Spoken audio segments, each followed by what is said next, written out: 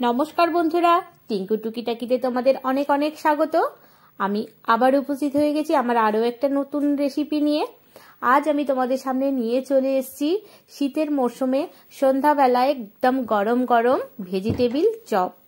এই vegetable chop আমি কিভাবে বানাচ্ছি তোমাদেরকে পুরোটাই দেখিয়ে দেব। স্টেপ বাই স্টেপ বুঝে নেওয়ার জন্য ভিডিওটা শুরু থেকে শেষ পর্যন্ত দেখে নিও, তাহলে বুঝে নিতে খুব সুবিধা হবে। তো চলো দেরি না করে ফটাফট বানিয়ে নেওয়া যাক। ভেজিটেবিল চপ বানানোর জন্য যে তিনটে মেন ইনগ্রেডিয়েন্টস আমার লাগছে সেটা হচ্ছে, এখানে আমি নিয়ে নিয়েছি বিট, আর বিটগুলো খুব ছোট ছোট, বেশ সাইজটা খুব সুন্দর দেখো। এখানে আমি 4টে বিট নিয়ে নিয়েছি, 3টে আলু নিয়ে নিয়েছি, এখানে নিয়েছি অরেঞ্জ গাজর আমি নিয়ে নিয়েছি 2টো, আর একটা বেশ বড় সাইজের লাল গাজর পেয়েছি। তো এটার আমি পুরোটা নাও দিতে পারি, হাফ দিতে পারি। তো ফার্স্ট আমার কাজ হচ্ছে এগুলোকে পরিষ্কার করে ছিলে ধুয়ে গ্রেট করে নেব। তো চলো প্রথমে কাজটা আমি সেরে নিই। এগুলোকে ভালো করে ছাড়িয়ে আগে ধুয়ে নিয়েছি, নিয়ে তারপরে আমি গ্রেট করে নেব। আর মোটা বড় গাজর নেবার এইটাই একটা মাইনাস পয়েন্ট।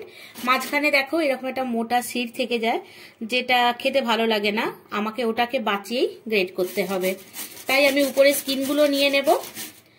বিটটাকেও একইভাবে গ্রেট করে নিচ্ছি। রংটা কত সুন্দর দেখো, দেখলেই মন ভরে যায় বিটের কালারটা দেখলে। আমার গাজর আর বিট দুটোই আমার একদম গ্রেট করে নেওয়া হয়ে গেছে। কি সুন্দর কালারফুল হয়েছে দেখো, ওদিকে আলুটাও সেদ্ধ হয়ে এসছে। তো চলো এবার মেন রান্নার দিকে যাওয়া যাক। এবার আমি কড়াই চড়িয়ে দিয়েছি। এবার পুরটা বানানোর আগে আমি একটা শুকনো মশলা, ভাজা মশলা রেডি করে নেব। তার জন্য আমি এখানে নিয়েছি 1 চামচ জিরে নিয়েছি গোটা, 1 চামচ নিয়েছি আমি ধনে, মৌরিও নিয়েছি 1 চামচ, 2টো শুকনো লঙ্কা নিয়েছি, 8-10টা গোলমরিচের টুকরো দানা, আর এখানে নিয়েছি 2টো লং, 3টে এলাচি আর একটু দারচিনি। এটাকে আমি শুকনো খোলায় একটু ড্রাই রোস্ট করে নিয়ে ভালো করে পেস্ট একটু পাউডার বানিয়ে নেব। এটা তোমরা যে কোনো নিরামিষ তরকারিতে, সবজিতে এই মশলাটা দিলে কিন্তু খুব টেস্টের বেড়ে যায়। এটা বেশি করে বানিয়ে বাড়িতে একটা এয়ারটাইট কন্টেনারের মধ্যে রেখে দিলে খুব সুন্দর হয়। আর এটা ভাজার জন্য আমি এখানে অল্প 1 চামচ নুনটা দিয়ে দিলাম, তাকে ইকুয়ালি প্রত্যেকটা ইনগ্রিডিয়েন্টস আমার সমানভাবে ভাজা হবে। ভাজা হয়ে গেছে, এটাকে এবার আমি তুলে নেব। আর একটু ঠান্ডা করে তারপরে এটাকে আমি একটা পাউডার বানিয়ে নেব। কড়াই চড়িয়ে দিয়েছি আমি। এবার এখানে আমি রিফাইন্ড অয়েল 2 চামচ দিয়ে দিলাম। পুরটা আমি এখানে সাদা তেলেই করব। এবার এখানে আমি 1 চামচ দিয়ে দিলাম পাঁচফোড়ন। পাঁচফোড়নটা আমার সুন্দর ভাজা হয়ে গেছে। এবার এখানে আমি গ্রেট করে রাখা রসুন 1 কুচির মতো দিয়ে দিলাম, এটা গ্রেট করেই দেবে। আর 1 চামচের মতো দিয়ে দিলাম এখানে আদা আর কাঁচা লঙ্কা গ্রেট করা। খুব মিহি করে এটা আমি গ্রেট করে নিয়েছি, পেস্ট এখানে ব্যবহার আমি করলাম না। এটা একটু ভাজা ভাজা হতে দেব। আদা রসুনটা একটু ভাজা ভাজা হয়ে গেছে। এবার এখানে গ্রেট করে রাখা গাজর আর বিটটা আমি এখানে দিয়ে দেব। তোমরা চাইলে এটা হাতেও চপ করে নিতে পারো, কিন্তু সেখানে যদি একটু মোটা মোটা হয়ে যায় একটু সেদ্ধ করে নিতে হবে জিনিসটাকে। এটাকে ভালো করে আমি আগে মিক্স করে নেব। এবার এখানে আমি মটরশুঁটি গোটা 10টা দিয়ে দিলাম আমি। এটা তোমরা স্কিপ করতে পারো, যেহেতু এখন সিজন তো মটরশুঁটির, ভাবলাম 2-4টে দানা এখানে দিয়ে দিই, খেতে খারাপ হবে না, ভালোই হবে। এবার আমি এখানে নুনটা অ্যাড করে দেব। এটা তোমাদের কতটা কোয়ান্টিটি তোমরা গাজর আর বিট নিয়েছো সেই হিসাবে নুনটা দেবে। এখানে আমি 2 চামচ 3 চামচ কিছু বললাম না। এবার এটাকে একটু ঢাকা দিয়ে আমি এটাকে সেদ্ধ হতে দেব। ঢাকনাটা খুলে একবার দেখে নিলাম, দেখো অনেকটাই কম হয়ে গেছে। এবার এখানে আমি সেদ্ধ করে রাখা আলু হাতের সাহায্যেই এইরকম করে আমি একটুখানি ক্রাশ করে দিয়ে দেব। আলুটা দিয়ে দিলাম। এবার এখানে আমি আন্দাজ মতো অল্প একটু দেব হলুদ। এটা তোমরা স্কিপ করতে পারো, কারণ হলুদের কালার তো আসবেই না, কারণ বিট ওটাকে ঢেকে দেবে। অল্প একটু লাল লঙ্কার গুঁড়ো দিলাম, যেহেতু কাঁচা লঙ্কা অনেক কটাই দেওয়া হয়েছে। একটু দেব জিরে গুঁড়ো, আর দেব একটু ধনে গুঁড়ো।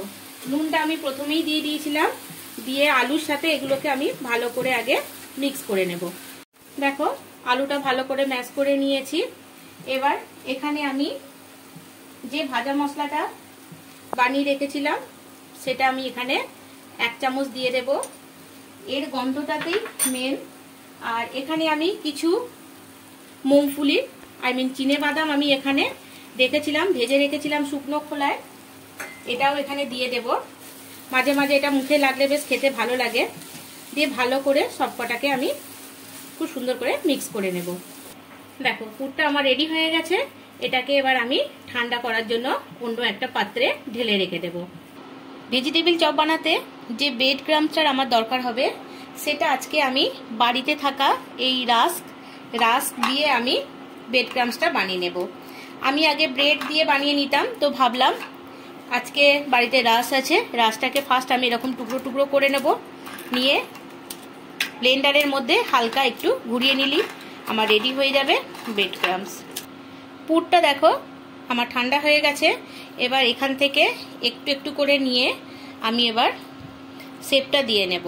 তোমরা তোমাদের পছন্দ অনুযায়ী শেপটা দিও। আমি এই রকম ভাবে শেপটা দিচ্ছি। প্রত্যেক কটা আগে আমি ভালো করে শেপ দিয়ে রেডি করে নেব। এবার এখানে আমি কর্নফ্লাওয়ারের ব্যাটারটা বানিয়ে নিচ্ছি। এখানে আমি 2 চামচ মতো কর্নফ্লাওয়ার দিলাম, 2 চামচ না, আর একটু বেশি দেব। আর অল্প একটু এখানে আমি দিয়ে দেব নুন, যাতে ফিকা ফিকা না লাগে। দিয়ে জল দিয়ে এটাকে আমি একটা মোটামুটি ঘন একটা আমি ব্যাটার এটা রেডি করে ফেলছি। এখানে দেখো আমি শুকনো ময়দা নিয়েছি।